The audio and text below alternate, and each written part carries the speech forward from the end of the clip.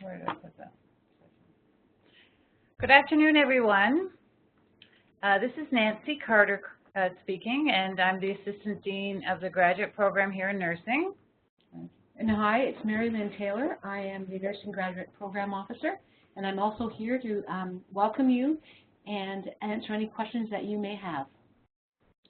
So we noticed that there are a couple people who don't have their audio on, and I don't know if that makes sense for me to say that because they can't hear me say it. But that's right. Maybe we'll type into a few of the people. So if you are here, it's because you are coming to McMaster in September and are accepted into graduate studies, and we want to welcome you. So this webinar is to give you some information about registration, about the program, and we will post this afterwards. At this point, you're not able to speak in the webinar, but you are able to type if you have some questions, and we will try to monitor those questions that you have.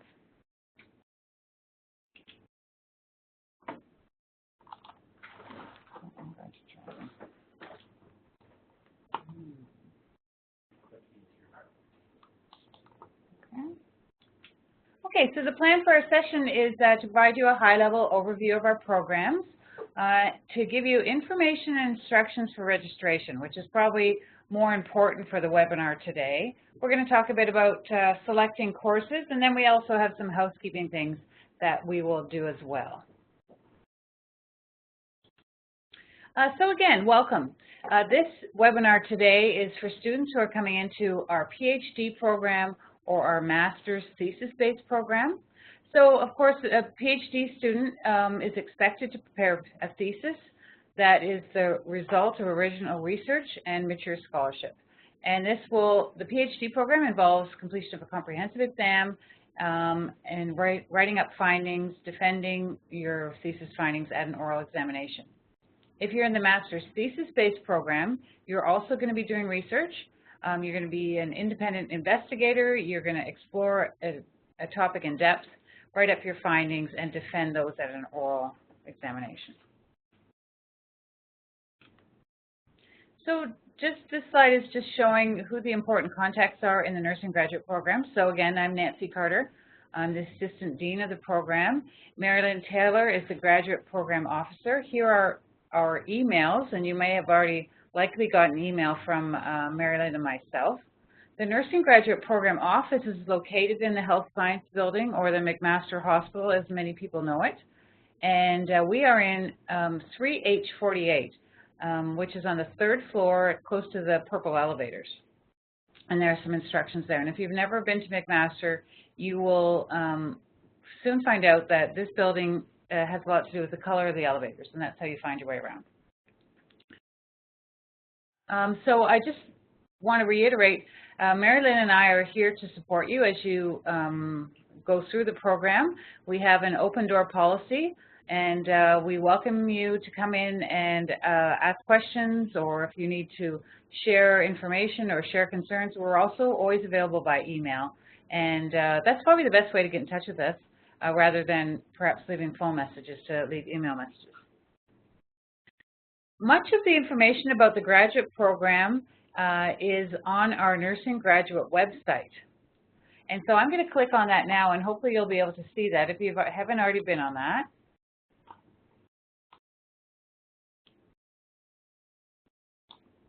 So this is what our graduate website looks like right now. And what you will do if you're looking for information is just, you can see that I'm clicking, you'll click on the program that you are in. So there's a tab for the PhD program, which shares information. You've already been admitted, so you don't need to look at admission information.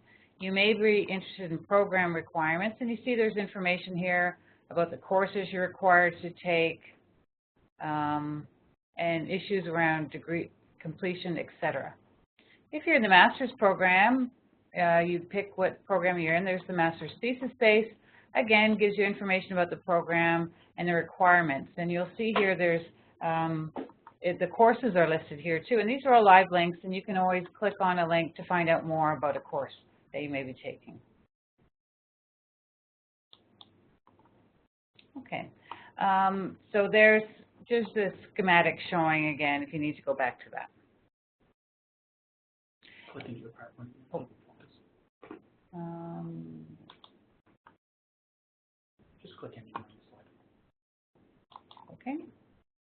Okay, so we're going to talk a lot about course registration, and I should have said earlier, if you have questions while we're speaking, please feel free to type them in the chat box. I'm hoping you can see that. I'm going to drag it over here. It looks something like this, and it's probably on the right hand of your screen, and you can put questions in there. Okay? Step-by-step instructions are found on SGS, which is the School of Graduate Studies website. Now, this is the School of Graduate Studies website is for all of McMaster, and you are a graduate student now and part of the School of Graduate Studies. So you'll see if you click on this link, I'm going to pull it over. There's detailed information about how to enroll and get into your logging into Mosaic, for instance, first-time access, graduate courses, etc. Marilyn's going to talk more about getting into Mosaic, etc. But there's step-by-step information. Mosaic is the system that we use here at McMaster for registration, for course selection, for finding your grades, etc. So you'll get used to being in Mosaic. So that's what this is here, step-by-step instruction. Registration opens on July 25th. So that's coming soon, and you will receive an email from SGS, which is the School of Graduate Studies, with registration information. So you need to be looking out for email from SGS.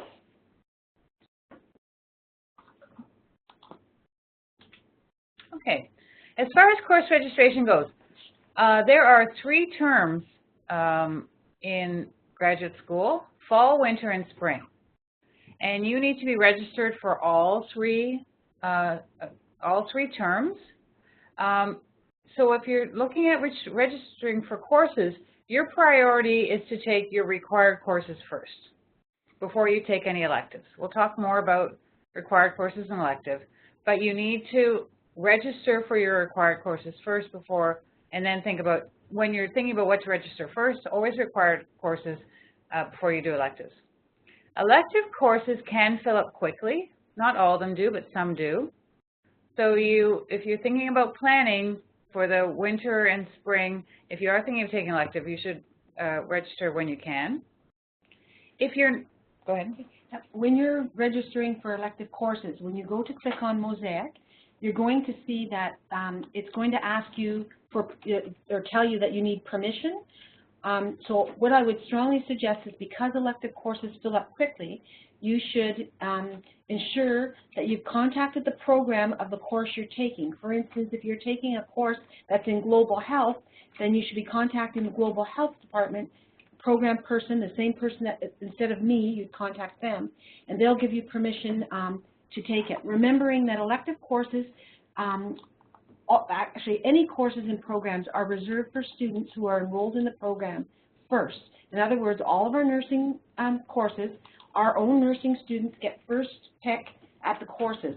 Once we have all of our nursing students registered, that is the only way that somebody else will get into one of our programs.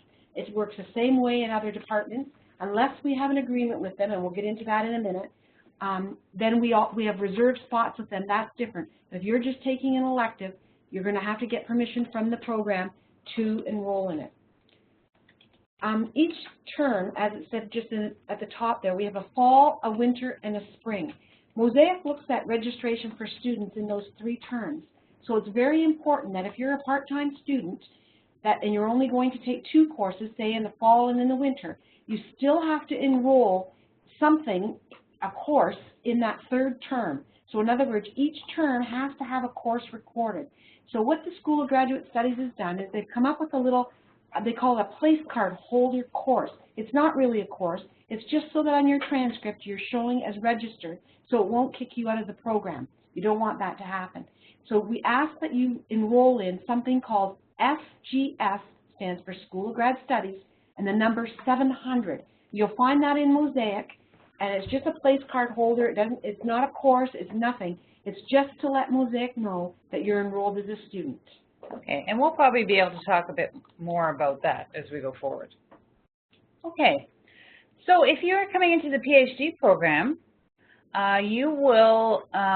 you're required to take a minimum of 3 graduate half courses. You're required to take philosophy, which is NUR 700, and then you'll take 2 graduate electives. And you usually choose your electives based on a discussion with your supervisor, and you'll take electives that will complement your thesis research. So you might take, for instance, an additional research methods courses, okay? So you may have to take, some students, and you probably have spoken to your supervisor about that, may have to take courses if you did not complete these previously. So for instance, if you haven't got an approved research course, you may have to take, or stats course, you may have to take that. And if you haven't done an advanced clinical practice, you may have to take that. And likely you will, again, you'll speak to your supervisor about that, okay? You may choose to take additional courses above and beyond your 3 graduate courses. You may choose to take additional courses when you're in the program, and again, talk to your supervisor about that. So you are allowed to take an extra course. You may be doing something in your thesis research and feel you want to take another course, and that's fine. You're able to do that. It's very important to understand that when Dr. Carter is mentioning a minimum of 3 half courses, we are not charging any students here at McMaster in the graduate nursing program for the courses that they take. So in other words, your tuition is based on the tuition for the year, not by course. So if there are courses that your supervisor is recommending that you take, there is no additional charge. Your charge and your tuition is solely based on the year. It has nothing to do with how many courses that you take. Again, that's why it's very important that if you're not taking a course in a particular term, that you add in that SGS 700. Yeah. On the flip side of that, if you decide not to take a course a certain term, you do not get money back either. Some people will say that, well, if I'm not taking a course, do I get money back? No. Your tuition is based on being in the program. Okay. So again, that's just this is just talking about electives that you need to take. And again, discussion with your supervisor. First term, PhD students should be signing up for 700 philosophy. You want to take that required course first. Okay, for year 1 PhD program, you are, again, going to take philosophy probably first term, and it is in the first term course. It's Tuesday afternoons. Dr. Patricia Strachan is the faculty member who leads that course. And then in the winter term, you're likely going to take the graduate seminar. You will take the graduate seminar.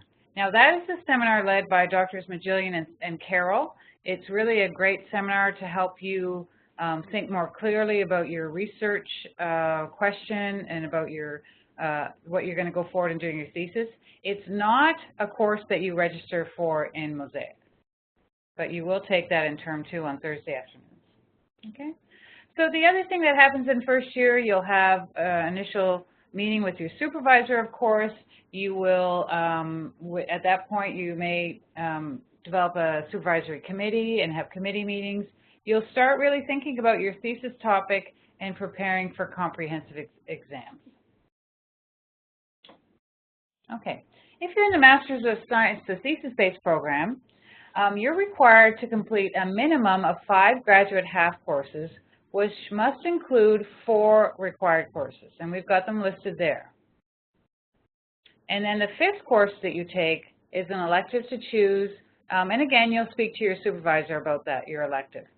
And usually that elective complements your thesis research. Okay, so there's the courses listed there you must take.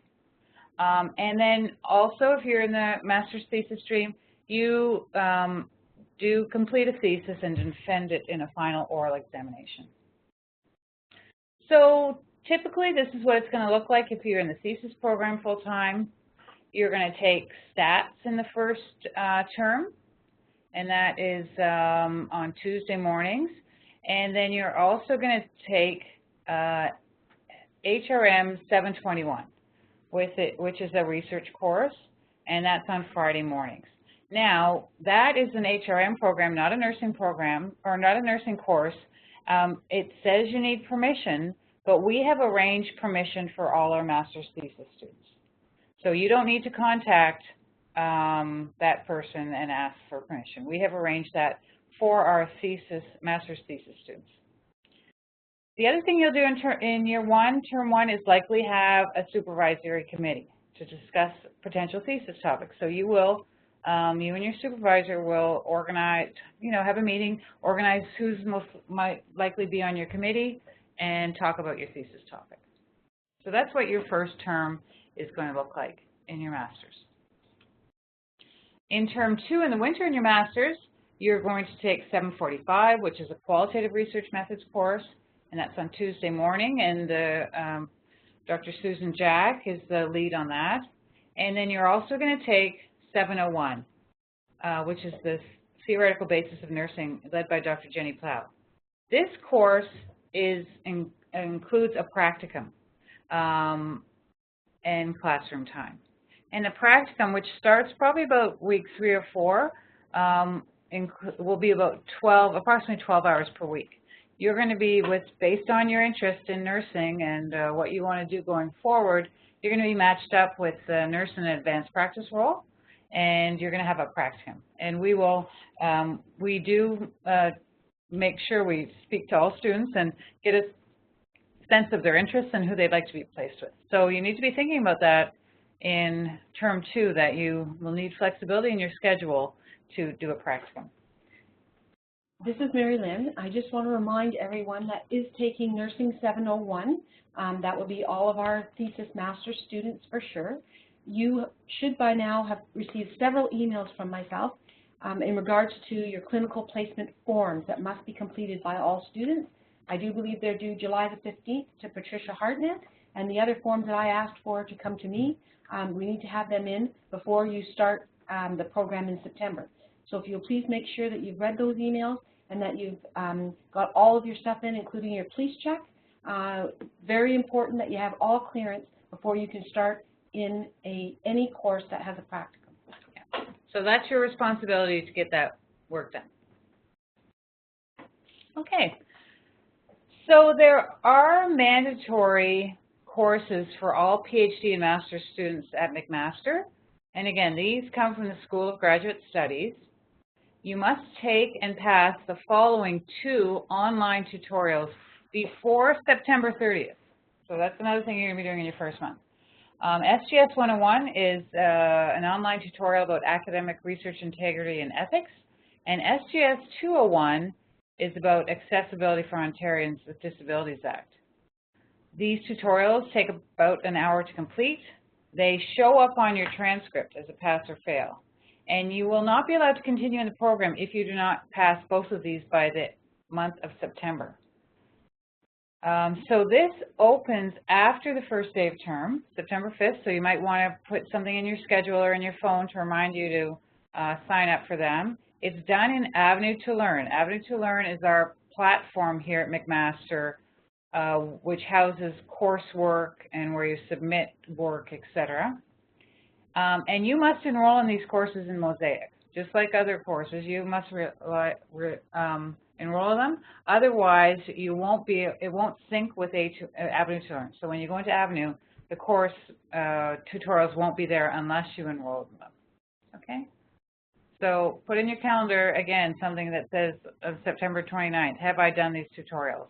You must do them. We do send reminders, but it's your responsibility to do this.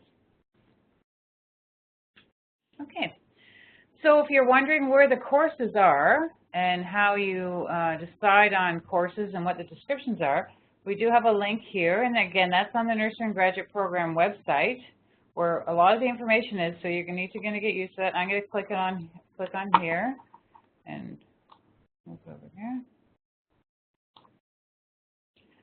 So here's the list of our courses. And this was probably on our website, and if you went to this tab here, courses. Is that right, Marilyn? So, yeah. So here's the listing of our courses. Now, I'll preface it to say not all courses are offered every year, but most are. So if we look at Nurse 700, so this is the required course for the PhD students, 700 philosophy course, shows the course purpose. Right here, there's information about the course. We'll update that because we're in 2017, but I believe the same as the time. Here's Dr. Pat Strachan, there's her email. Here's an overview of the course if you'd like to get a feel for what you're going to be doing and get ready for that first day. Here's some great information about the course. Course requirements, talk about your evaluation methods, so just so you know ahead of time. There's critical discussion, there's going to be an annotated bib, you're going to do a major paper. And here's great information about the breakdown of the course evaluation. Okay, so that's an example of one. Here I'll just click on another one. You can just do this yourself. 745 is the qualitative research course, which is a required course for the master's students. You'll take that second term. Here's information. Dr. Susan Jack is the course coordinator. Here's the description. Here's evaluation methods. Okay, so lots of information about courses if you want to jump the gun and learn more about them. Okay, I'm going to go down to 768. Here's a terrific course. It's not a required course. It is an elective that some students take. It shows here that's offered in the spring. Great professor, Dr. Nancy Carter, teaches this course. And this might be an elective. So again, here's an example of elective people might want to take. Here's some information about it. So again, if you can take spring courses, it doesn't add anything because you pay for the program. You may want to take a course in the spring instead as one of your electives. Okay. So that's showing our course listings. So Marilyn talked a bit about it. So your electives you can choose from either nursing or you can choose some other programs or faculties. All courses are listed on Mosaic, and for them to be a course for you, for it to be a relative graduate course, it has to be a level 600 course or higher. So you can't be taking undergraduate courses as one of your electives. You really should talk about electives with your course supervisor. That doesn't have to happen now because you're likely not going to take an elective probably in the first term, et cetera. But you need to, to have that discussion with your supervisor about what electives to take. So examples, nursing in the grad program, we have 768, which is that decision-making course I just spoke about. We have 770, which is a mixed methods research course. Both these courses are offered in the spring, so they may be opportunities for people to take. But there are other great electives that you can take, perhaps in health research methodology. So there's courses on systematic reviews, on tool development. In public health, there are courses on models of public health, theories in public health. Global health has courses. Health policy has courses. Rehab science has courses on knowledge translation, for instance. So there are lots of different courses that you can take. Now, nursing courses that you will take start the week of September 12th. So not that Labor Day week, but the courses you're going to take in nursing start that second week. However, we're not sure when electives start. So for instance, if you decide to take an HRM course, you need to just double check, or other elective course, you need to double check when they actually start, okay? So again, for electives, you may require permission to take it from another program. So if you're interested in taking a public health course as an elective, you may need permission. So you can just email the program coordinator, do that as soon as you can to get permission. And then if you're having difficulty, you can always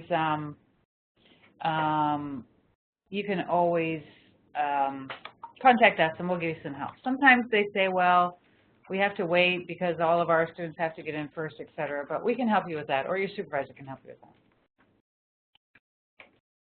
Sorry, we're just taking a minute to type an answer here. So there's been some questions about SGS courses. Can they be done in August instead of September? Marilyn's typing no. They are not available till September 5th. So you get to enjoy your Labor Day weekend before starting anything. So that's a great question. Thank you. Okay. Okay, so we're going to move on here. The School of Graduate Studies, again, that's graduate studies at McMaster. So all graduate students fall under McMaster Grad Studies, so whether you're in engineering or nursing or business. So it has a lot of information about policies and procedures for all graduate studies. And I'm going to click on this link here, which brings up, there's what the School of Graduate Study looks like. And maybe I can find some policies. Go to sessional dates would be one. Sessional dates, so here you go. Here's some information about sessional dates, for instance, about the terms, you know, 6-unit courses, when things start. You can see when you can drop and add. You may want to drop a course or add a course. Information about thesis. I know it's early, but you're going to be doing those thesis, so once you get writing your thesis, et cetera, there's some information there about, convocation dates. That'll be really important. You'll notice on this slide here that the information is from last year. The graduate calendar hasn't, for 2017-18 has not been posted. They're still revising a few little things, waiting for approvals for changes that are being made for this year, and they're very hopeful in the next week or so to have the 2017-18 calendar posted. Okay. So I'm just clicking here, additional university regulations, so all kinds of regulations and policies here. Academic integrity, code of conduct, so very, important things around this. So there's other policies here about academic conflict of interest, student academic records, et cetera. So there's policies that govern you as a nursing student come from graduate studies. We live and breathe under the policies of graduate studies as well. Okay. So on this next slide is the Nursing Graduate Program Handbook. So these are the policies and regulations that are particular to nursing as a grad student. So this is going to be a very helpful document for you. And a lot of times we all forget about it, but it will be very helpful. I'm going to open it up. Marilyn's just typing an answer here. Send. Okay. Okay, so I'm going to open up here.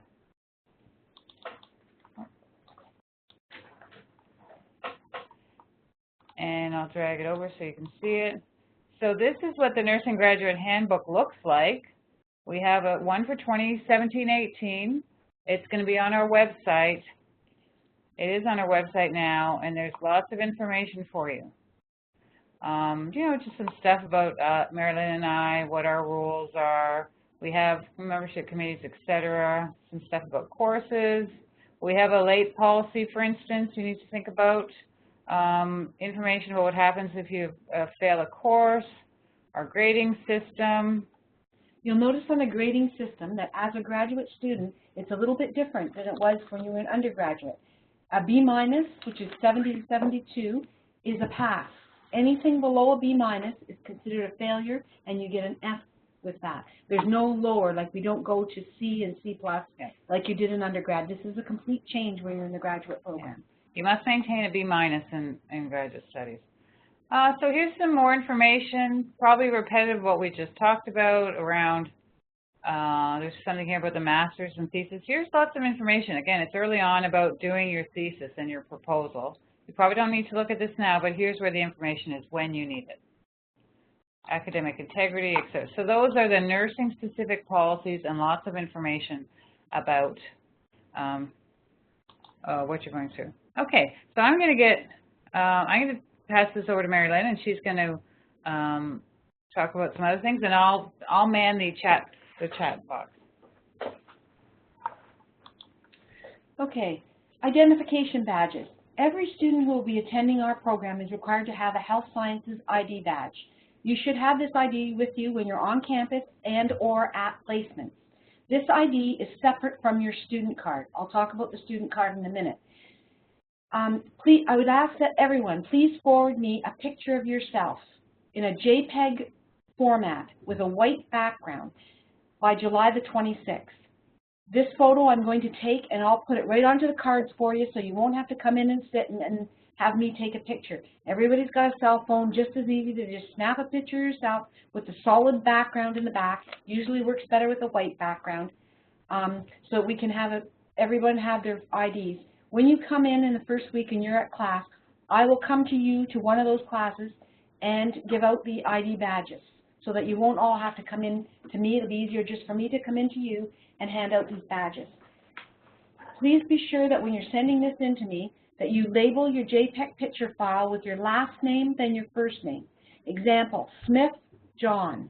The reason that I ask for that is because I'm going to just download these onto a disk and take, or a USB port, and take them down to our photo ID area to make these badges up for you. So it makes it easier for me if everybody labels them with your name on it, so I don't have to redo everything. We do have a graduate student lounge. We share this with the Faculty of Health Sciences students. It's a really nice lounge with leather chairs, and it's got everything you would ever want and more in that location. It's found here in the Health Sciences building on the 4th floor, room 4N70. I've included directions here of how you find that room. This is great for if you want to have your lunch. The cafeterias here fill up, and you sometimes in between classes, because you're here for a whole day, say on Tuesdays, you may want to go somewhere for lunch, but you don't want to sit in the big cafeteria. You want something quiet. This is a perfect place to go, or to have meetings with your own little groups. You don't have to book rooms. You can go up there and have a little meeting, whatever you want to use it for. To get into that room, it is secured. So what I was just speaking to you about, the Health Sciences ID badges, they have a swipe on the back of them, and I will make sure that security gives each person access to that room. So that all you'll do is swipe and you'll be able to get in. And just so that you know, that is recorded when you're swiped, so security does know who enters that room by your ID number on the badge. So again, that's located on the 4th floor, and you can see there the directions. You take the purple elevator, and it's just on the right. You can't miss it. It's a really nice classroom. McMaster student cards. Student cards are issued to each program from the School of Grad Studies after you have enrolled and paid your tuition. That's the key part. For more information will be forwarded to you for distribution of your student cards. What happens is the School of Graduate Studies prints them up, and then they send them in bundles over to me just when they have somebody delivering these cards.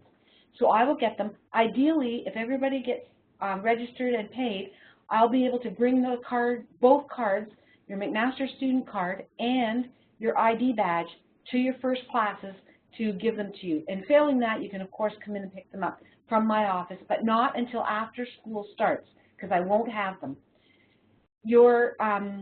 If you're a full-time student, you will also have to go take your cards with you to the bookstore. We will give you full information on this, because you'll be entitled to a bus pass, which lets you ride the HSR bus in Hamilton for free. But they have these little packets that you have to go to the bookstore to get, because they give you a separate pass, but it has to go in this little folder with your student ID on the other side, which must be shown to the bus driver for you to get on the bus. So more information on that will come as it's available. Very important for this is that you upload your photograph to Mosaic. So when you go on to Mosaic, you will see that there's an area there where you can upload a photo for your student card. You have to do that. It's totally separate from the photo that I've asked you for to send to me for your ID card. So I'm hoping that you're getting the point that there's two different cards, two different pictures that have to be done. And that's the process of what we have to go through to get these cards to you. Tuition fees. Tuition is by term, September 1st, January 1st, and May 1st. You'll be getting a detailed explanation of what your total tuition is from the School of Grad Studies. I was hoping that they'd already sent them out, but my understanding is it'll come within the next week or so.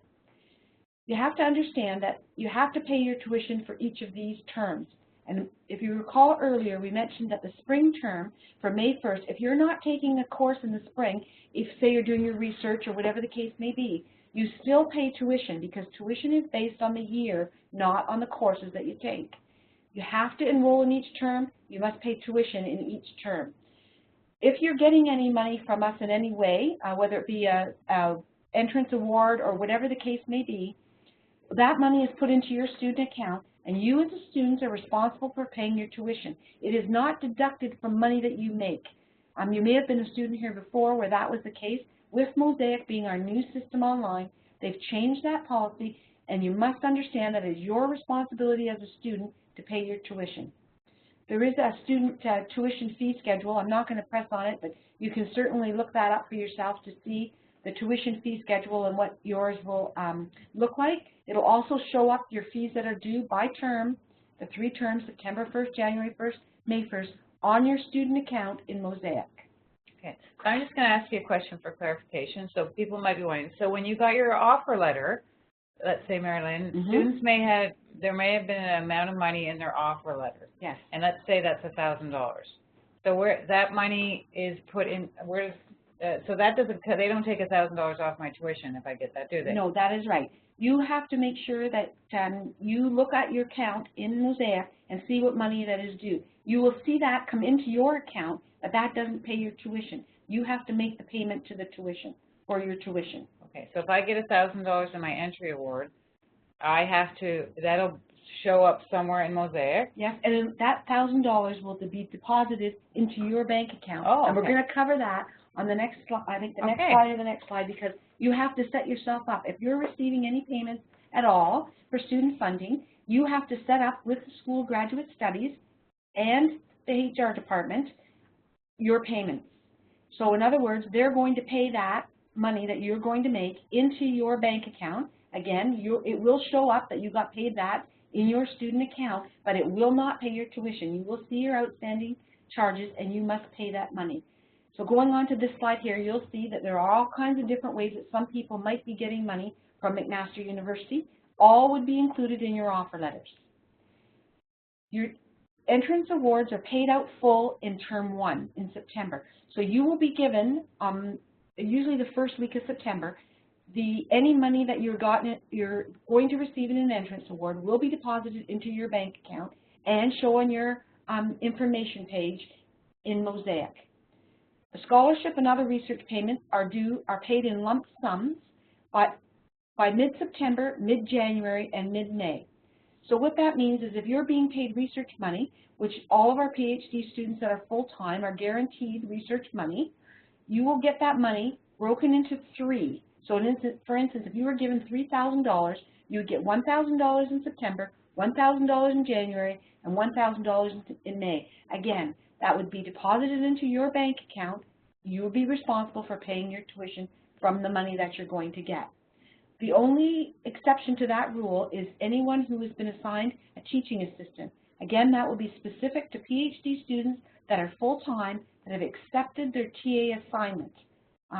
Those students know they have the right to accept or decline. So those that are accepted, you're going to be paid your money for teaching in the program bi-weekly in the term that you're working your TA.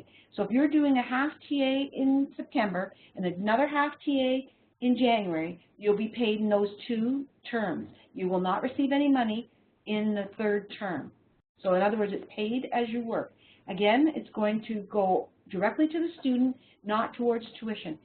Again, you're going to have to make sure that you go on Mosaic and fill out the deposit forms that they're asking you for so that your payments will be deposited into your bank account. Okay. If you've already been a student here last year, say you were a master's student and you've moved on to be a PhD student, they have your banking information. They will use that same banking information.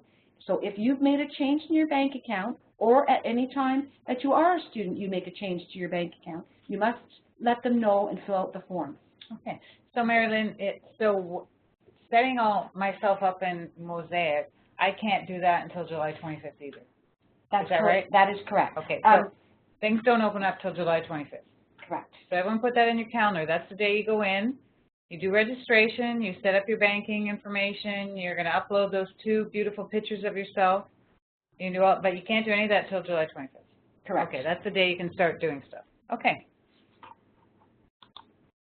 So, go back one. Go back, sorry. We went ahead. Processing and receiving student funds, there's 2 forms depending on what kind of money you're receiving.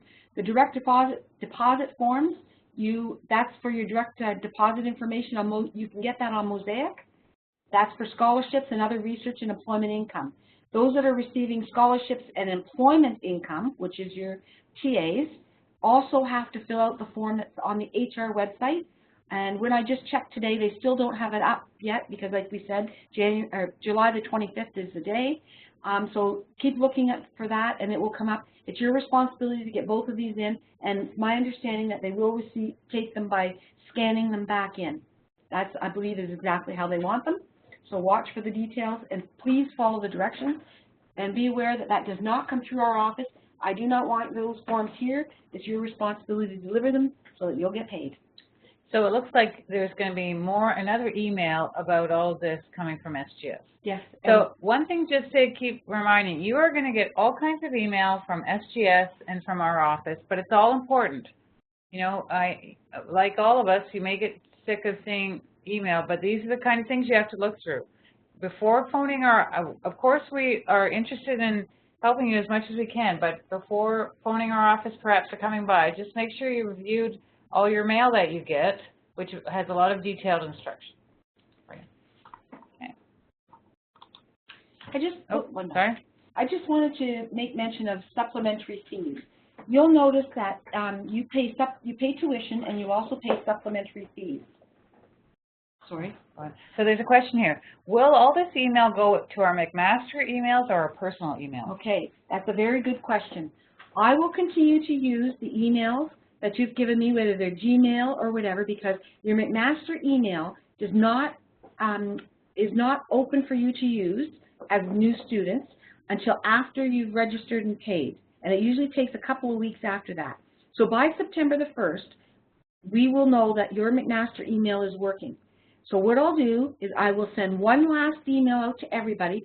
It'll probably be the last week after Labor Day, like the Friday after Labor Day, or in about there, and I won't do it until I've notified everyone that it'll come out like this is the last time I'm going to email at this email address.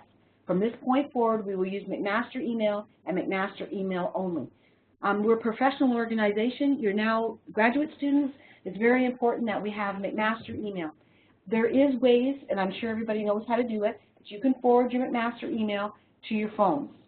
So there's no excuse for it. We will not, after one point, we will not answer emails after I send that email out. If you email me from your Gmail account or any other type of account other than McMaster. Great question. Thank you. Great question. Supplementary fees. There are different things that you have to pay, and you can go online and have a look at what they are, but you don't get a choice in paying. One of them that I talked a minute ago about full-time people paying bus fare. That's automatically deducted, part of a supplementary fee that you have to pay. There are two things that are in the supplementary fees that you do have an option to not pay. So this is a good email that you'll receive. I will forward this as soon as possible, and what that'll be is as students you have medical and some little bit of dental benefits. You can opt out of those medical and dental benefits. They come up to approximately just over, I think, about $300 or so in total. If you have benefits where you're working, if you're working at a hospital, whatever, or your spouse has benefits, you may want to opt out of these benefits. To do that, they normally give you to the end of September to do that. And as soon as the information is available, I will forward all of that to you to remind you, because there's no sense in having double coverage if you don't need it. And that's a great way of saving about $300. So I will definitely make sure we send that in a totally separate email so that you'll be fully aware of what that is. Okay.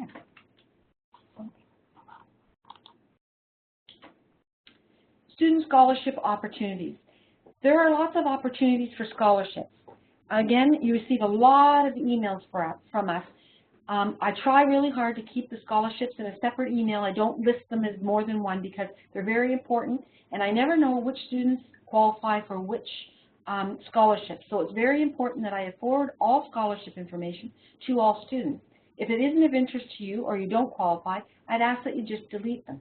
However, there are some really good awards and information that you should be aware of that come out from the School of Graduate Studies website, and I will be sure to forward that to you with all the dates and the application process.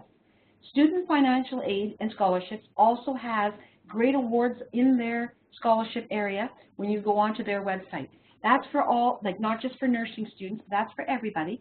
And we had great success this year for students going on there because there's some specific scholarships that are handed out in January that they have there that we got great success. Several of our students won $2,000 by putting in for those. And I'm going to be sending them out and sending them out again because I know money is very important to everybody.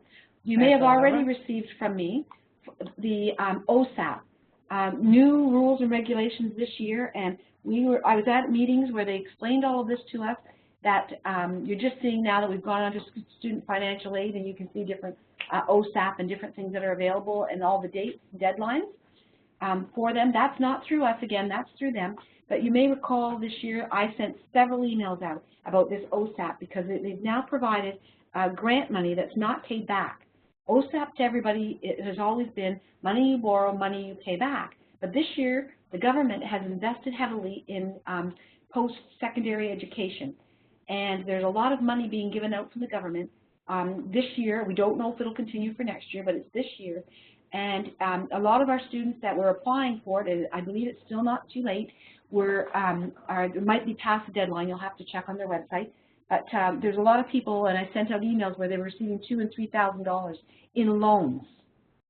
So, sorry, in grants, not in loans that won't have to be paid back because they're only working one shift as a nurse.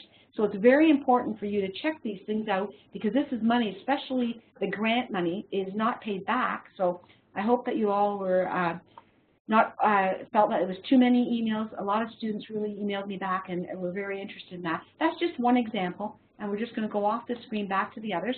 There are other internal scholarships that we have that we'll send out full information, and it will also come to you through Mosaic.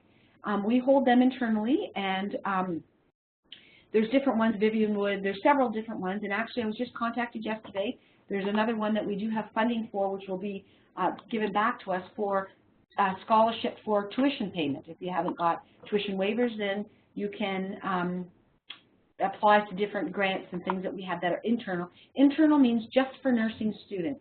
And there's a little bit of rules and regulations around it, but we've just gone to our financial website page where you can see Vivian Wood, Beckingham, Mosgrove, Aileen McPhail. Those are all internal ones.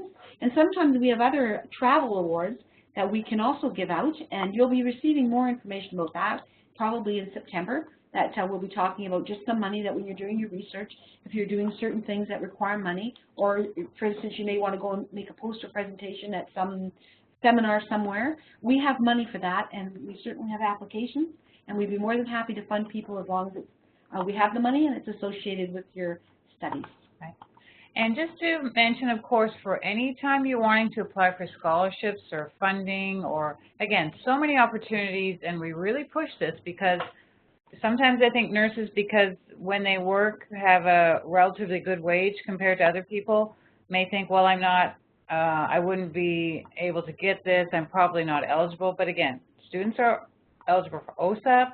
Students were very successful this year applying for new awards within the McMaster, and then we have all these great awards. But for all applications, please give yourself lots of time, and we can help you do these things, but we really need you to give us leeway to help you support you with letters of support, et cetera. Yes, and that's also important, and Dr. Carter just mentioned letters of support. Please contact our office. Most times it's coming from your supervisor, but you might need a second letter, and we'll be more than happy to provide it to you. We'll just ask you for a few details.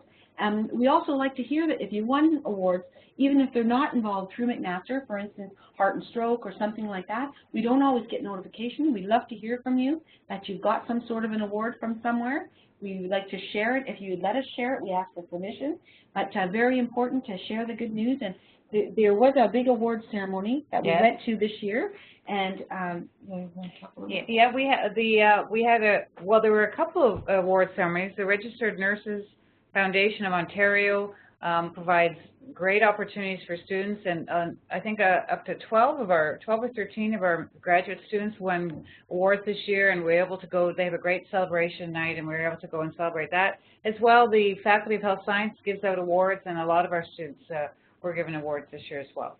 While we're on the topic of financial aid and scholarship, one thing I'll ask you all to do is to review your offer letters before you come into school, particularly if you're a full-time student. You've been offered support from the School of Nursing, There are lots of, it's a pretty dense letter, unfortunately. But one of the things I asked you to think carefully about is the requirement that as a full-time graduate student, you're not to work more than 10 hours per week.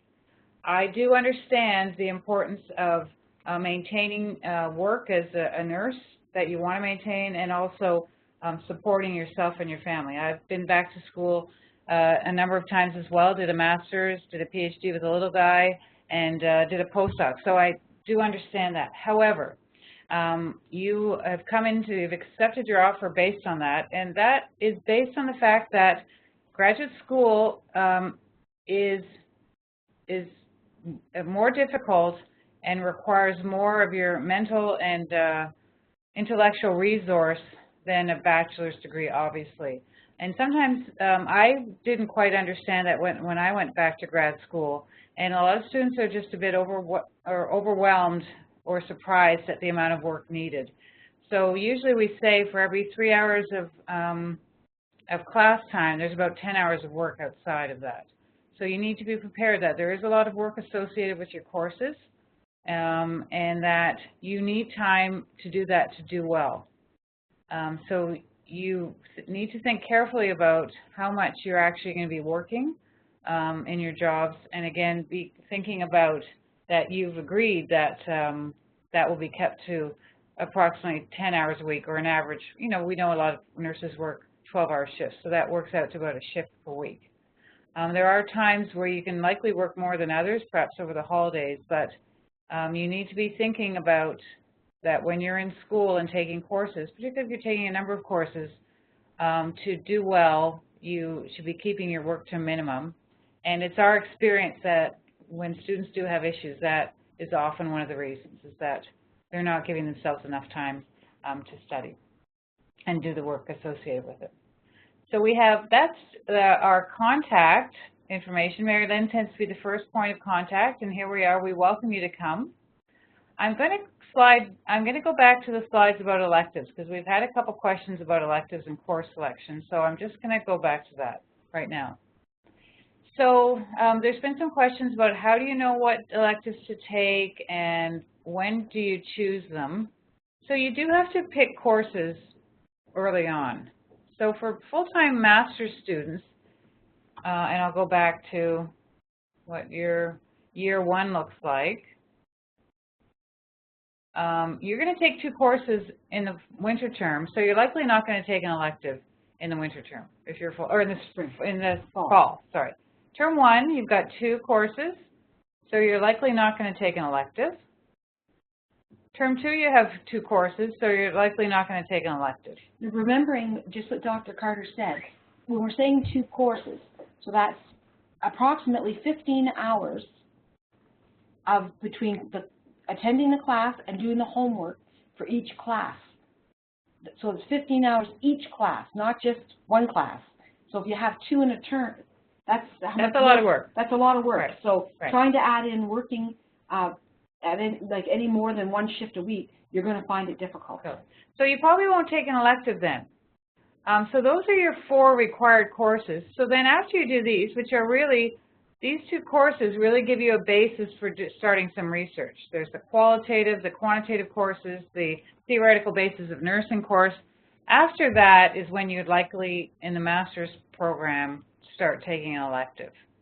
So whether that be in the spring term of the first year or in the fall and winter of the second year, because likely the fall, but it could be the winter, because then you'll start working on your thesis research and really start working on your proposal. Okay? You know, if you're part-time, you have more flexibility as to when you would take your elective, but again, we encourage you to take your required courses first. Now, if you're in the PhD program, I'm going to go back. You have your required course in the philosophy in the fall, and you're taking the grad seminar second term. You may want to take one of your electives in the first or second term. And your electives are likely going to be related to your research or related to your thesis. So you can take an elective first or second term, maybe second term, and you have to take less. PhD students take less, or take 2 electives. So again, you should maybe talk to your supervisor. Registration opens up July 25th. You may want to have that conversation now with the supervisor and be thinking about. But again, it's for both master's and PhD students. You're probably not going to take an elective first term, I don't think. So we've got a chat box. I'm going to just review to see if there's anything we didn't quite answer. And if you have some final, you can feel free to ask some questions here. I just, while Dr. Carter is looking through that, I just want to make sure it's clear. The first point of contact for all of you as students is in our office here to me. If you go to the School of Grad Studies first, they're only going to send you back to the program office, always, even in an email. They're going to say, have you contacted the program office? We pride ourselves here in our program over the years with our customer service. So I think that all of you will find that any time that you've tried to contact our office, we've always been available, we'll make ourselves available, or we are definitely on email all the time. So we ask that you please continue to communicate with us that way, and feel free to stop in. We will always welcome our students here. But remember, we're your first point of contact. It's never a bother. Please don't start your emails. I'm sorry to bother you. It's not a bother. And one of the things that will happen when registration opens, I will be here that day. There are always little glitches and little problems, and there may be something that's not clear to one person, and you're thinking you're alone. Never feel that way. Please contact me and let me know of any problems that you're having, because I want to hear about them, because if you're having them, perhaps somebody else is having them too, and that's when you'll see I'll send out an email to everyone to let you know that there's a problem, or this can't be done, or that can't be done, or it's not working. I will let you know and communicate that all through email as soon as I find any information out. So again, please feel free to contact us at any time. Okay, so great questions coming through. The one question was, if we're getting a scholarship from the School of Nursing, do we need to fill out the direct deposit form in Mosaic before we can receive any of these funds? Absolutely, that's correct. As soon as possible. So please fill those get forms out. Get those forms out, and then you'll get your money. So then there's a question, for scheduling purposes, is there a reading week each term? I seem to remember reading that there is not. Unfortunately, in grad studies, there is not a reading week. So no winter break and no fall break either. That's correct. School goes right through the terms, and if you look on in the calendar and you look it up, actually as full-time students, you're only entitled to take 2 weeks of vacation per week. Per year, sorry. So the break, we are closed here at McMaster. I don't know that the schedule is up yet for Christmas or holiday break, whatever they're calling it. Of course, we get that time off, and then term 2 will start in January after the new year. But we do not get any breaks for reading week here. That is undergraduate. It does not apply to the graduate program. Classes will continue. Yep. We do get the standardized holidays, of course, but no breaks. So I'm just going to add on to one thing Mary Lynn said about contacting. Of course, we're here for you. There is a bit of a chain of command, of course. If you have an issue within a particular course, you would speak to the course professor first. And then if you can't get your issue solved, you can certainly reach out to myself. If you have, questions about your research, you all are all going to have thesis supervisors, so that's something you would talk to your thesis supervisor about, questions about what courses make sense for me to take if I want to do my research with community members with diabetes. You should likely talk to your thesis supervisor about that. If you're having issues, issues do come up. We all have busy lives and things can happen. So if there's anytime you want to speak to me or as the dean, you're welcome to do that. You may want to discuss things about taking leaves or any other issues. You're more than welcome to talk to me about that. So depending what your issue is, sometimes you speak to other people first before us, but of course you can do that. Yep. And if there are problems or anything, there's always forms that need to be filled out. Feel free to contact me for any of that. And any time that you do have a problem, it's best to come to us sooner than later so we can help you fix the problem. Absolutely. Don't wait until it's too late. It's an end of a term and you have a problem. Please, our doors are open. Come in, talk to us, talk to your supervisor, talk to the course professors. Yeah. And we're here to help and counsel you. Sometimes it can be overwhelming and you're not sure you made the right decision, or you may want to do something a bit different within the school, and we're always here to talk to you about that. So we've been recording this webinar, and we're going to post it. Is that what we're going to do? We're going to post it, I think, probably as a YouTube type session that we're going to put on our website. So we encourage you to review it. If you have, I know, you know, Mosaic, July 25th will come and you'll maybe panic and not remember what you need to do. You're going to get detailed instructions from SGS. You're going to get even more mail from us. So read those emails, follow through. Again, we're here, but when the days get busy, you may not get answering right away. So take the opportunity to re-look at this, or re-listen to this presentation, look at the slides, and click on the links, and that should be helpful for you to go forward. Any last questions people want to put in the chat while we're here? Okay, thank you. Well, thank you for coming. This is something new we tried to do this year, to speak to students before they come in, so we hope this was useful information. We really look forward to seeing you all and seeing what you look like. You are going to send 2 pictures of you, so we will see you. But in midway through the term, I'm hoping I'll be able to meet everyone, and Mary Lynn as well. So thank you very much. Enjoy July. Enjoy August. Lots of work to do in September, but you're going to love being in grad school. You're going to love being here at McMaster, and we look forward to meeting all of you. Bye-bye. Bye-bye.